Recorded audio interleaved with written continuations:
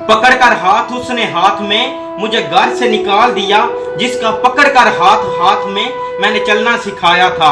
अक्सर जब रोड पे गाड़ी पे जा रहे हो ना, तो एक सिग्नल पर ब्रेक लगती है, तो एक बूढ़ी माई का एक बूढ़ा सा हाथ शीशे में से दाखिल होता है मांगने के लिए। तो अक्सर दिल में ये ख्याल आता होगा, क्या यार इस बूढ़ी माई की भी कोई औलाद होगी, क्या इसकी भी कोई औलाद है, क्या इसने भी किसी को जन्म दिया होगा, क्या इसने भी जन्म देते हुए किसी को इतनी तकलीफ सही होगी कि आज ये रोड पर मांगने पे मजबूर है। वो कहते हैं जब औलाद छोटी होती है ना, तो माँ अपने मुंह का निवाला निकाल के अपने बच्चे को देती है, लेकिन जब औलाद रोटी देने लग जाती है ना, तो अक्सर माँ बाप को डरना पड़ता है कि कहीं औलाद रोटी देना ना बंद कर दे। एक माँ ने ना अपने बेटे से कहा, बेटा जब तू पहली बार बोला था ना, मैं झूम उठी थी, चिल्ला उठी थी, तुझे चूम उठी थी, लेकिन अब जो तू बोलता है ना, मैं डर जाती हूँ, सहम जाती हूँ, मैं मर जाती हूँ। अरे कदर करो अपनी माँ की यार, दुनिया की हर चीज मिल जाती है, माँ बाप का प्यार। किसी ने कहा कि बचपन एक बार मिलता है, खूब खेल कूद लो, और कहीं से आवाज आई कि जवानी दीवानी है, सारे मजे कर लो। और किसी ने कहा कि कॉलेज और यूनिवर्सिटी की लाइफ एक बार मिलती है, खूब मस्ती कर लो। मगर अफसोस कोई ये नहीं कहता कि जिंदगी भी एक बार मिलती है। अपने अल्लाह को राजी कर लो, अपनी अंधेरी कब्र को खुद रोशन करने की तैयारी करो, क्योंकि यहाँ जिंदा इंसान से लोग वफा नहीं करते, तो मट्टी के ढेर के लिए कौन दुआ करेगा। हर चीज का एक मुकर्रर वक्त होता है, इसलिए नेकियां कमाने का असली वक्त जवानी का वक्त है।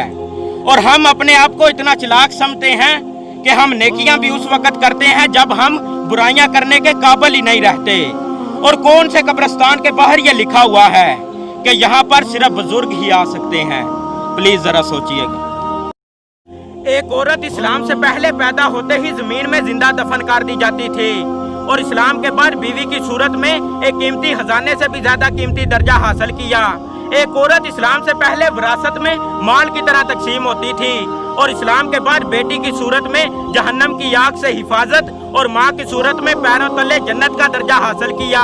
एक औरत इस्लाम से पहले जब किसी घराने में पैदा होती थी तो उसे गम और बदनसीबी समझा जाता था, और इस्लाम के बाद बेटी की पैदाइश बाइश रहमत समझा जाने लगा।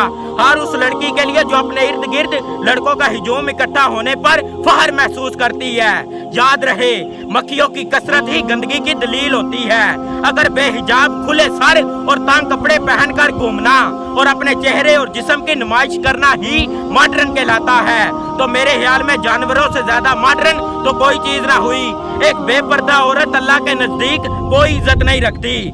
न जाने क्यों हम अल्लाह से तल्लक रखने वाली चीजों को यूं नजरअंदाज करते हैं, मतलब अल्लाह के मुतल्लक लिखी गई कोई ऐसी बात या एहसासात को यूं नजरों से गुजार देते हैं जैसे इसका हमारे साथ कोई तल्लक ही ना हो। आपने नोट किया होगा कहीं फेसबुक पर, इंस्टाग्राम पर या खास तौर पर टिकटॉक पर जब कोई इस्लामिक बात आती है तो हम उससे नजरों से यूं ओझल करते हैं जैसे इसका हमारी जिंदगी के साथ कोई मकसद ही नहीं है। और जब उससे नीचे जाकर कहीं कोई बेहयाई वाली वीडियो आती है तो हम उसे तोड़ एंड तक देखते हैं, और फिर हम रोते हैं कि हमारी जिंदगी में सुकून ही नहीं है। हजरत अली करमुल्लाह वजह फरमाते हैं कि एक जमाना ऐसा आएगा जब लोग अपने रब को भूल जाएंगे और कीमती कपड़े पहनकर बाजारों में अकड़ अकड़ कर चलेंगे, लेकिन वो इस बात से बेखबर होंगे कि इसी बाजार में उनका कफन भी मौजूद है। मेरी एक बात अपने जहन में बिठा लेना, जहन्नम में लकड़ियां नहीं होंगी, वहाँ हर इंसान अपनी आँख अपने साथ लेकर आएगा।